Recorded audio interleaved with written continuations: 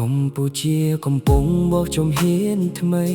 បច្ចេកវិទ្យារីចម្រើនរាល់ថ្ងៃ AI រ៉ូបូតដ្រូននិងស្វ័យប្រវត្តិកម្មជាកម្លាំងជំរុញអនាគតជាតិវិទ្យាស្ថាននិងវិស័យឯកជនរួមដៃគ្នាបង្កើតឱកាសថ្មីបន្តបន្តកូនខ្មែរជំនាន់ថ្មីឲ្យមានជំនាញឆ្លើយទៅពិភពលោកសិក្សាស្រាវជ្រាវបង្កើតនិងវានុវត្តតែបច្ចេកវិទ្យាពីចំណេះដឹងយើងរួមគ្នាសាងធនធាននោះដើម្បីកម្ពុជាកាន់តែរីកចម្រើនរៀន AI រៀន Robot រៀន Drone រៀនបច្ចេកវិទ្យាកូនខ្មែរអាចធ្វើបានបើមានការរស់ស៊ូនិងជំនឿរួមគ្នាសាងអនាគតឲ្យប្រទេសជាតិរីកចម្រើន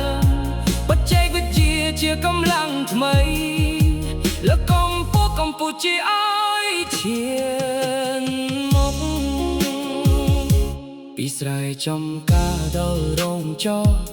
ពីសាលារៀនដល់មន្ទីរពិសោធន៍ចំណេះដឹងคล้ายជាធម៌ពលបង្កើតការងារសម្រាប់យុវជនគ្រូអ្នកជំនាញនិងសិស្សនិស្សិតចែករំលែកបទពិសោធន៍រួមគ្នាស្រាវជ្រាវបង្កើតគំនិតថ្មីឲ្យកម្ពុជាមានមោទនភាពកុំខ្លាចការផ្លាស់ប្ដូរកុំខ្លាចបច្ចេកវិទ្យាថ្មីថ្ងៃនេះរៀនថ្ងៃស្អែកដឹកនាំកម្ពុជានឹងភ្លឺស្វាងជាងមុន AI ក្នុងដៃcâyស្រមៃក្នុងចិត្ត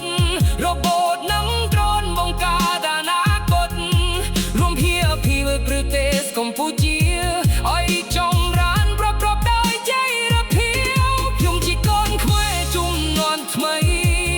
មានចំណេះមានសន្ធភាពរួមគ្នាសាងជាតិមាតុភូមិឲ្យកម្ពុជា